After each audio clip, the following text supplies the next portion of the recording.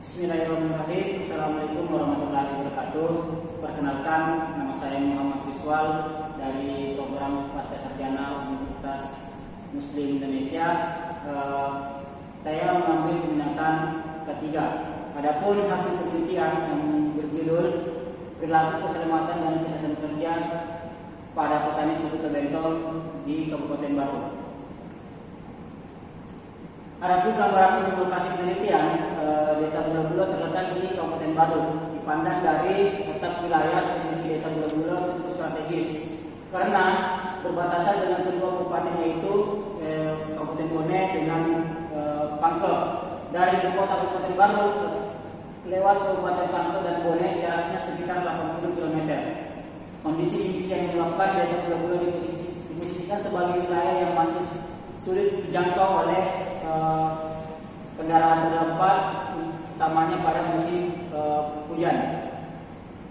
Luas Desa Bulo-Bulo 37,8 km persegi.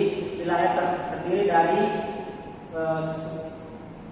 sebaran perbukitan dan pegunungan. Desa Bulo-Bulo terbagi atas 6 dusun, di mana dusun Kaboki, Pagulanan, Orwani, Tabaka, Tapabalia, Lampang. Nah, ini adalah 6 dusun yang ada di Desa Bulo-Bulo. Nah, karakteristik informan, kemarin ada 8 informan yang kami tangkap, 2 dari informan kunci, dari 6 dari informan utama. Terdiri dari umur yang paling rendah adalah umur 39 tahun, yang paling tinggi adalah umur 55 tahun. Nah, untuk status pendidikan di sana ada S1, salah satu dari informan kunci itu sendiri adalah kepala desa, yang selebihnya dari tamatan SD, SMP dan tidak sekolah. Lanjut. Adapun hasil, masyarakat Tebentong yang bekerja sebagai petani terkhusus informan, penelitian belum mengetahui keselamatan dan kesehatan kerja. Hal ini dibuktikan dengan masih banyak terjadi kecelakaan saat bekerja, terkhususnya pada para petani yang sedang bekerja, dan juga saat dilakukan penelitian seluruh petani pada penelitian ini mengeluhkan sakit pada persendian punggung, pinggul, tumit, dan leher. Cenderung di masyarakat Tebentong itu melakukan aktivitas sehari-harinya adalah turun ke sawah, naik gunung, dan melakukan aktivitas menanam padi, kacang, dan sebagainya. Biasanya mereka mengalami keluhan namanya adalah MSDS, di mana MSDS itu sendiri adalah mengalami persendihan pada punggung, pinggul, tumit, dan leher. Pada suku Tebentong bisa merupakan bagaimana perilaku kesehatan kerja dapat menerapkan bagaimana prosedur kerja yang benar dan mengungkapkan keluhan MSDS serta mengungkapkan pola pengobatan jika mengalami keluhan MSDS melalui pengobatan tradisional alamiah. Di masyarakat tertentu sendiri juga bila mengalami keluhan yang merasa mereka yang mungkin kurang enak badan, mereka akan melakukan pengobatan tradisional alamiah atau dinamakan pengobatan tersendiri. Mereka itu biasanya untuk berobat membuat ramuan yang ada di sekitaran rumahnya terkait dengan tumbuh-tumbuhan yang menyangkut terkait dengan obat-obatan yang bisa menyembuhkan keluhan-keluhan yang terkait dengan MSDS. Hasil dan pembahasan penelitian berdasarkan hasil wawancara dengan informan mengenai budaya keselamatan dan kesehatan kerja di lingkungan pertanian. Informan R bekerja sehari-hari terfokus sebagai petani. Wadi terkadang juga dalam hal berkebun. Aktivitas yang dilakukan informan dalam penerapan keselamatan dan kesehatan kerja ketiga masih kurang dikarenakan dalam turun-temurun nenek moyang para petani masyarakat terbentuk masyarakat bekerja pada apa yang menjadi pengetahuan mereka sendiri tanpa ada bimbingan terkait penggunaan APD, kostum kerja dan pengobatan secara alamiah. Nah, informasi tersendiri juga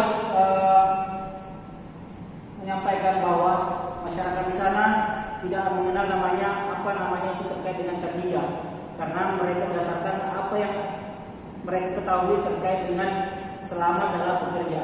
Contohnya seperti dia pada saat melakukan penanaman dapat keluhan, sakit, dia akan melakukan beristirahat dan untuk memulihkan bagian-bagian badan yang mengalami sakit.